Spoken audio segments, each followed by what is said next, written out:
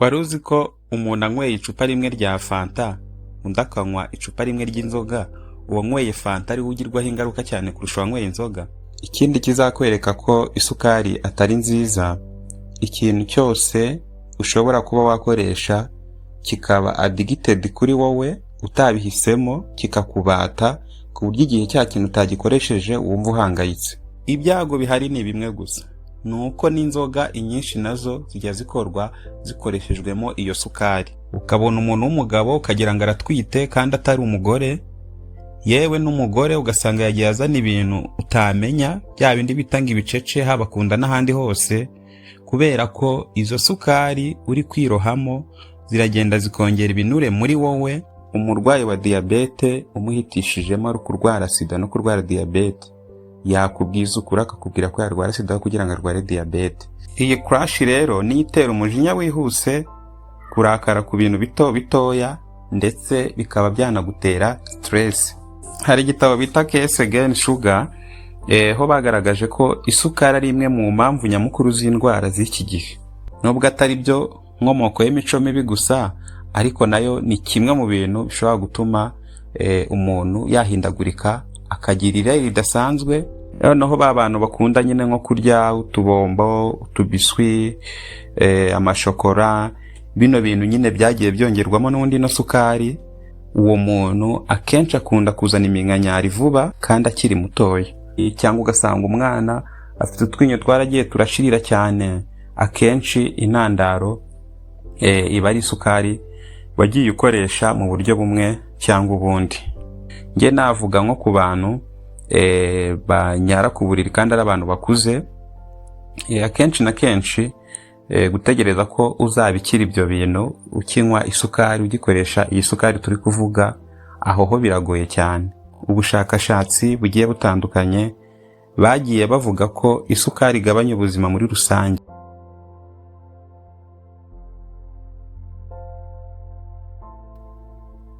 Hari ibintu bibiri dukunda gukoresha bijya gusa, kimwe kirakwangiza, ikindi kikagufasha kikakurinda.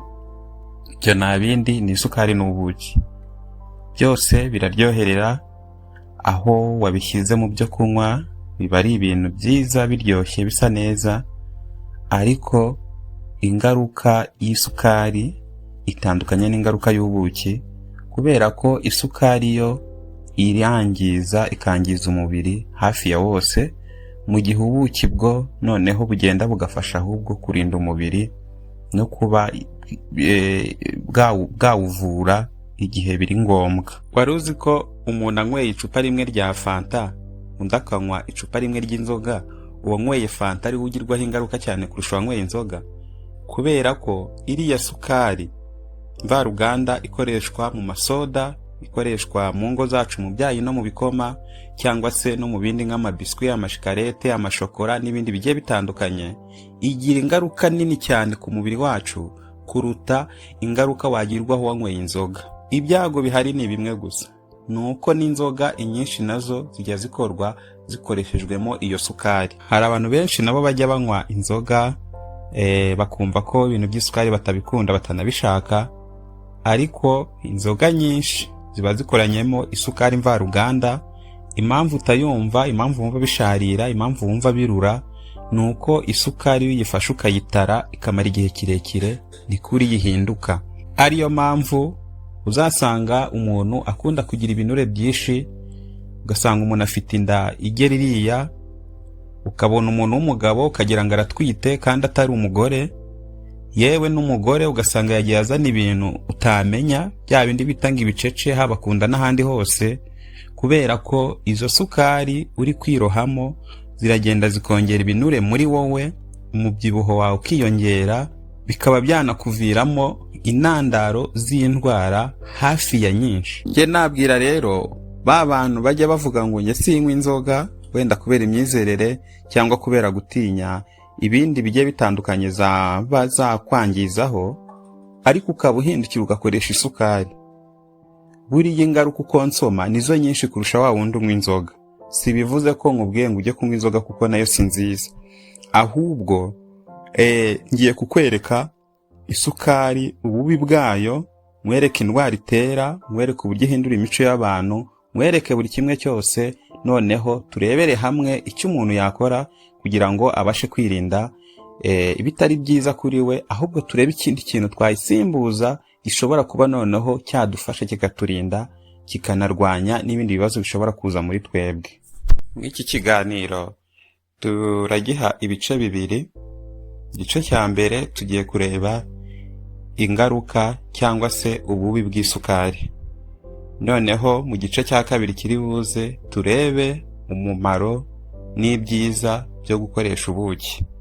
Hanyuma nawe uteze amatwi uze kugenda ubaransinga, urebe koko igikwiriye, urebe icyo ukeneye aba ari cyo witaho cyane, kubera ko iyo ukunze gukoresha ibintu bikwangiza, ntiwite ku bintu bikurinda, niweho uhahabarira, bikaba byanakuviramo no kuba ubuzima bwawe bwagenda nabi, ukabaho utishimye kubera guhangayikishwa n'ibyo wagiye ukoresha bitari by'umumaro kuri wowe. Wakwibaza uti se ubundi kubera iki isukari ari mbi?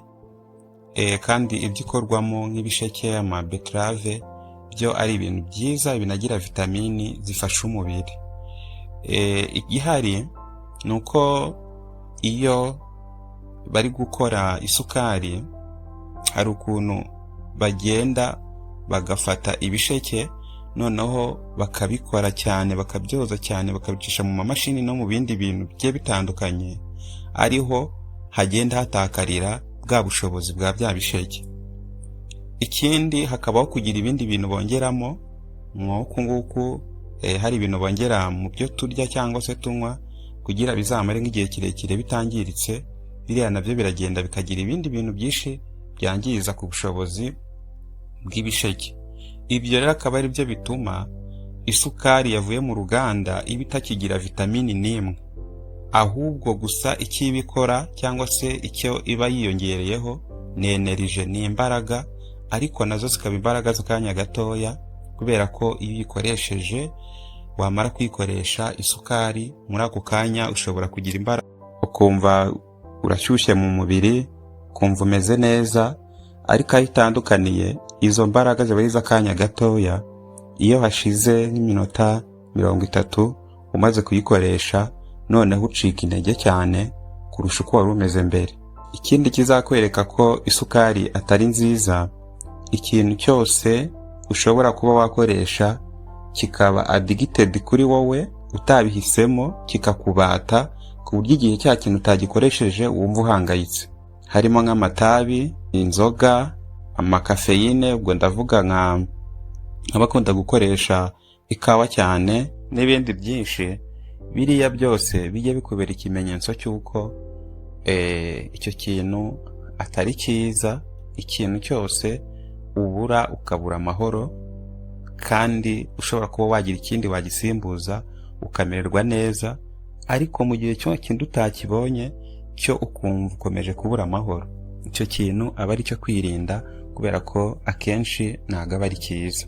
Rero ni nako isukari imeze, iyo nta vitamini bigifite, ikintu iba igiye gukora gusa iyo uyikoresheje ni ukuguha imbaraga z'akanya gatoya, ariko noneho nyuma yaho igateza ibibazo byinshi cyane birenze za mbaraga imaze kuguha muri ako kanya. Iyo ukunda rero gukoresha ino sukari mvaruganda, waba uyikoresha uyinywa mu cyayi, haba mu gikoma, haba mu bayinywa mu maji no mu masoda n'ibindi byose, nk'amafarini, ibintu bikozwe mu mafarini, amashokora, amabombo n'ibindi bigiye bitandukanye, byose biba bigiye bikoranyemo zino sukari mvaruganda. Rero mu mubiri w'umuntu n'ubundi haba harimo isukari, kubera ko ibyo turya bigiye bitandukanye byose akenshi biba birimo isukari. Rero umubiri ubwawo ukeneye isukari y'umwimerere, ariko ntabwo ukeneye isukari n'izi z'inkorano. Iyi sukari mvaruganda rero iyo igeze mu mubiri wayikoresheje, izamura isukari nyinshi cyane mu maraso, ari nabyo bita biviramo umuntu kurwara diyabete, cyane nka diyabete type 2. Ku bantu bajya babona diyabete cyangwa se bayirwaye cyangwa bayirwaje, bazi uburyo diyabete ari indwara mbi cyane, igoye, ibabaza. Kubana na diyabete biba ari ikindi kibazo. Buriya bivugwa ko umurwayi wa diyabete umuhitishijemo ari kurwara sida no kurwara diyabete, yakubwiza ukuri akakubwira ko yarwara sida kugira ngo arware diyabete. Rero murumva ko ntago ari indwara yoroshye na gatoya. Rero ikintu cya mbere gitera diyabete kibaho kurusha ibindi byose ni isukari mvaruganda. Hari ubushakashatsi bwagiye bukorwa noneho bugenda bugaragaza ko isukari yongera cyangwa igakuza imbuto za kanseri mu muntu. Nk'igitabo bita American Cancer Society nabo bagaragaje ko uko ugenda ukoresha isukari nyinshi noneho bikagutera izindi ndwara, harimo nk'iriya diyabete, harimo nk'umubyibuho ukabije w'ikirenga, indwara z'umutima n'izindi ndwara nyinshi turi bugende turebera hamwe.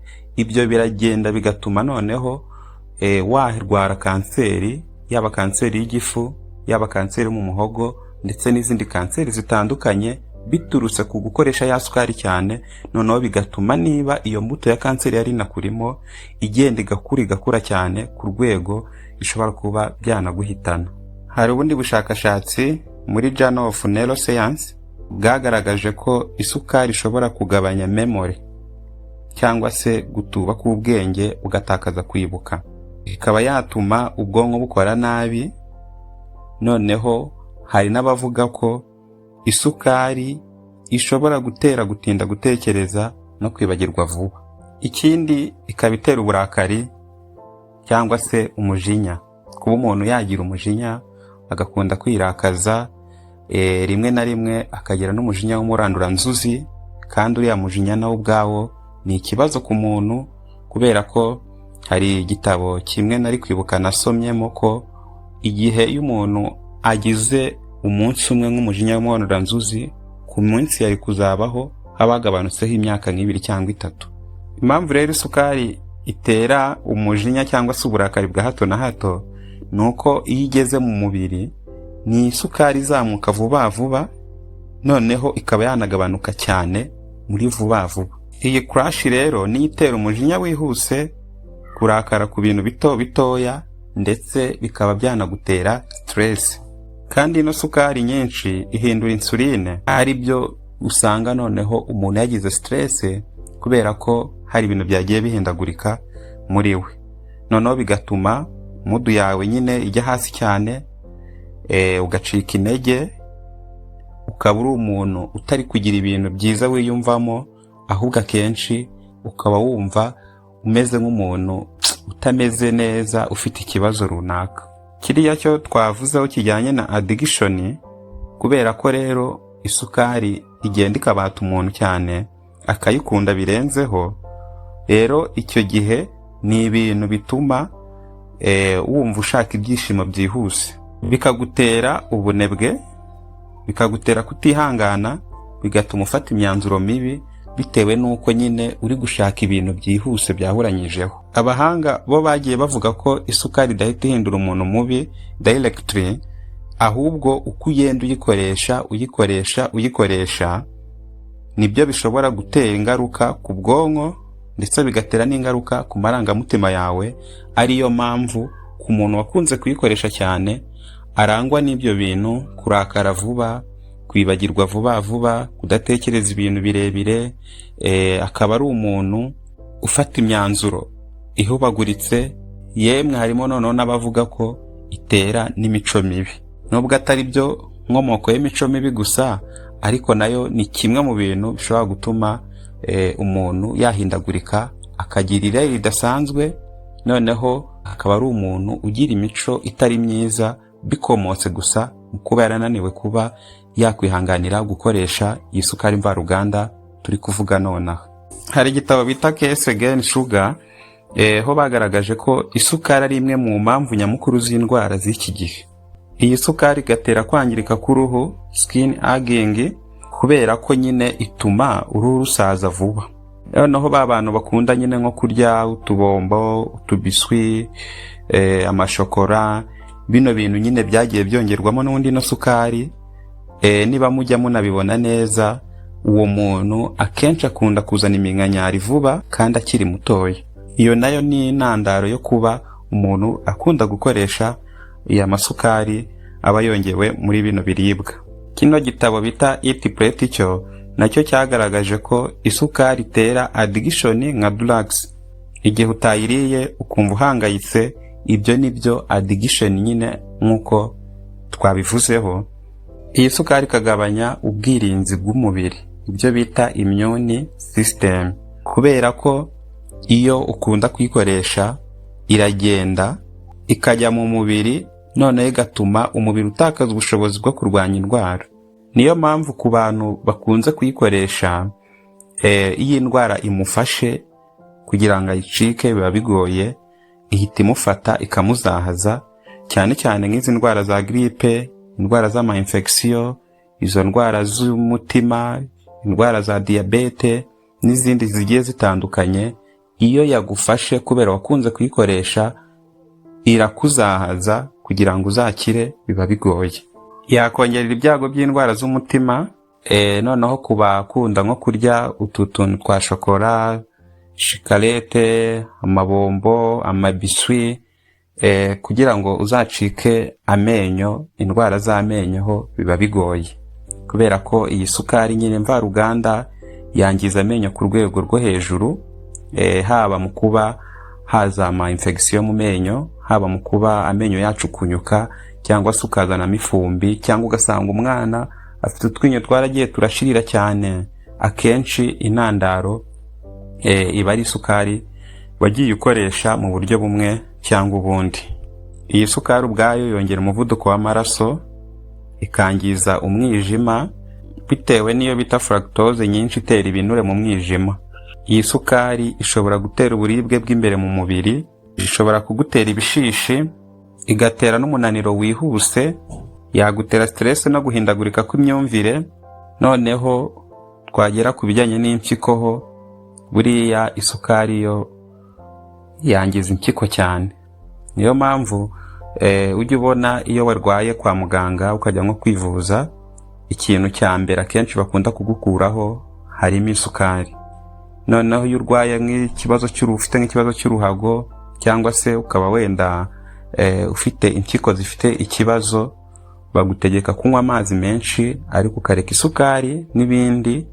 Ariko cyane cyane isukari niyo ubuzwa mu bya mbere, kubera ko ni kimwe mu bintu byongera uburwayi bw'impyiko, cyangwa se ukaba warwara uruhago. Nge navuga nko ku bantu banyara ku buriri kandi ari abantu bakuze, akenshi na kenshi gutegereza ko uzabikira ibyo bintu ukinywa isukari, ugikoresha iyi sukari turi kuvuga, aho ho biragoye cyane. Bisaba ko wivuza, ariko noneho ukanayireka cyangwa se ukayigabanya.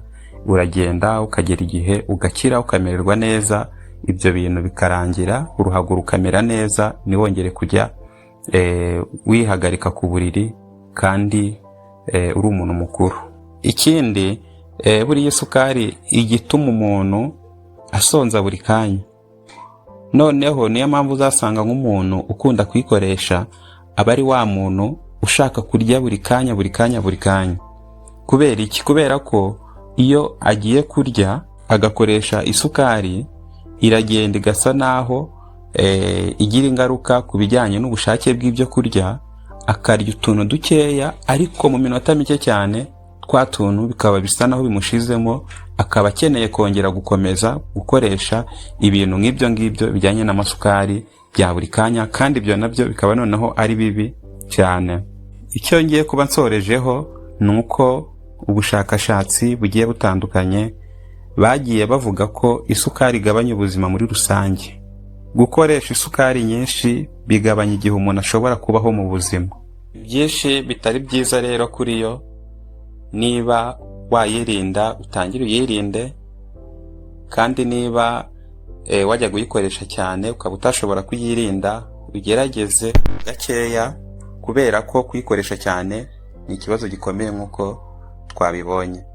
Mu gice cya kabiri turareba uburyo ki yasimbuzwa ubuki, nibinashoboka tubereke uburyo ki ushobora kuba wakwikorera isukari, ugafata ibisheke ukabisekura, hari uburyo nawe wayitunganya, noneho ukayikoresha n'ubundi ari umwimerere kandi igakora neza. Niba wagize ikibazo, igitekerezo cyangwa se inyunganizi, bishyire muri komenti. Niba utarakoze subscribe, uyikore kugira ngo nitujya dushyiraho ibiganiro by'ubuzima ujye ubasha kuba wabikurikirana neza. Like na sharing bino biganiro bigere no ku bandi nabo bibafashe. Dusubire mu biganiro bikurikiye. Imana ikomeze kubana namwe.